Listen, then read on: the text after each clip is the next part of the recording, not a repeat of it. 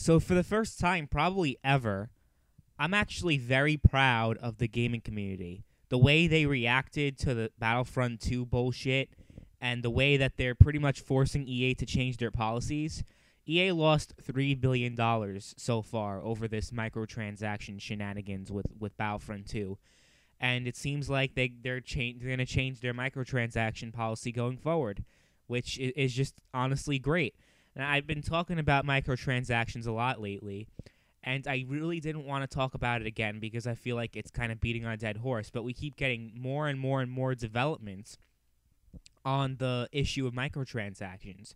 You have different developers and publishers commenting on the whole issue because, if EA's suffering a lot because of it, they're probably next, so they're trying to cover their asses. And Take-Two is no exception. They commented on the whole loot box controversy, and with this growing political movement of regulating loot boxes, deeming them to be gambling, and obviously gambling is illegal in most parts of the country, so labeling loot boxes as gambling would pretty much outlaw loot boxes in gaming, right? So with that, the Take-Two president, Karl Slatoff, I probably butchered his name like I do with every name that I pronounce on this channel. He defended loot boxes, saying that loot boxes are not gambling. So let's read a few quotes that he said. The whole gambling regulator thing. We don't view that sort of thing as gambling. Our view is that it's the same as the ESA statement for the most part. That's going to play its course, but in terms of the consumer and the noise you hear in the market right now, for me it's all about content. It's about over-delivering on content and making sure you're focused on engagement. I think that has been our strategy and where we're focused, and as long as you keep your eye on that ball, you're going to be okay. The consumer is going to be really happy with what they get. You try to do your best to make the best experience and drive engagement, and driving engagement creates value in entertainment franchises. Yeah, just a whole bunch of PR mumbo jumbo. You try to translate this into English, and you really can't. What he's pretty much saying is, loot boxes aren't gambling, and then he says a whole bunch of just crap that's just crap. There's no real meaning behind what he's saying. You could tell he's not genuine in what he's saying because he's just saying he's just definitely avoiding the whole issue in most of what he said, and just spewing bullshit about how gamers are going to be really happy about microtransactions. How do you imagine that? EA lost $3 billion. So how do you think that you keeping the microtransaction system in place, you're somehow going to make consumers happy? What fantasy world are you living in right now? You think this whole situation is just going to blow over? Okay, fine. You think it's going to blow over? Well, EA is one of the largest companies in the entire industry, probably in entertainment. And if they can go down, anybody can go down. You guys might think you're okay because you got away with it in GTA, but keep in mind when GTA 5 came out and the whole GTA Online thing first came out, that's really when microtransactions and full-price $60 games first became a trend. Like, it wasn't as prevalent as it is now. Now that it's in pretty much every game that you can think of, the consumer is not having it right now. And they are getting sick and tired of loot boxes, microtransactions, whatever you want to call it. I know that GTA 5 doesn't use a loot box system. It uses like a currency system where you spend real money to get in-game money. Technically not the same as a loot box, but that really doesn't matter. You look at the recent trends right now, and consumers are not tolerating microtransactions in general. Not even loot boxes, just microtransactions as much as they used to. This just happened in the past month or two. 3 months ago, I didn't think we'd ever be having this conversation. I thought that I didn't expect this to happen. I didn't expect there to be all like a sudden pushback. But I'm very happy that it happened. I'm very proud of the community for finally taking a stand. Because usually they're just very complacent. They just they complain online, but they don't really do anything about it. Like, they still pre-order the game. And that's another problem. People still pre-order games. People still buy the season passes and everything. So that's another thing that does need to change. But I don't know if that will. Probably what might happen is that they're going to use the whole loot box system as a way to justify, we need to release more DLC because we need to make more money. Because all the money we lost from the loot boxes, we need to make up with having more DLC or just doing something else. You think they're not going to do something else?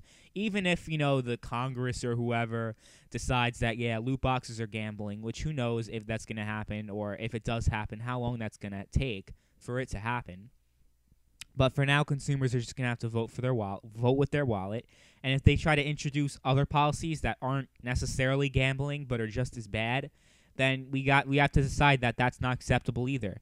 We need to keep voting with our wallet. It's very important because games cost $60, cost a lot more than that, actually. Games cost more like $100 now. I mean, we have, like I said last time, we have $60 game, then you have a $50 season pass, and then just unlimited amounts of money that you spend with microtransactions. So, but as far as the president of Take-Two saying that, he doesn't think that that loot boxes are gambling, of course he doesn't. They're making so much money with it. Why would he ever admit that it's gambling? And it's just he's gonna get a wake-up call pretty soon, I think. I think with Red Dead Redemption 2, they're not going to make nearly as much money as they did with Red Dead Redemption 1. And, I don't think I'm going to get the game. If they do have the same system in place that they had with GTA 5, I'm not going to buy the game. I know people are going to say, well, the single-player experience is going to be amazing, and the single-player is always great. Yeah, the single-player is great. But the thing about GTA 5 is that I beat the single-player in less than a week. Probably even less than that. It took me, not that long to beat the single player. What do you do when you beat the single player? You go online. That's typically what you do in games that have single player and multiplayer. That's why they have multiplayer in place, so the game's shelf life is extended. That's why we haven't seen GTA 6 yet, because they're just making so much damn money with GTA 5 that they didn't even start development yet for GTA 6. What does that tell you? But anyway, most of my memories with GTA 5 was on the online and not the single player. Single player was great, don't get me wrong, but I'm not going to pay $60 for just single player. It's just not happening. I know a lot of people who love single player, might be mad with me. I don't know. It's just single player is great, but if that's all there is in a game, unless it's a game like Fallout, where it's single player, but there's just so much stuff you can do. I know you could do a lot of stuff in Rockstar games, but not nearly as much as you can do in, let's say, a Fallout or an Elder Scrolls.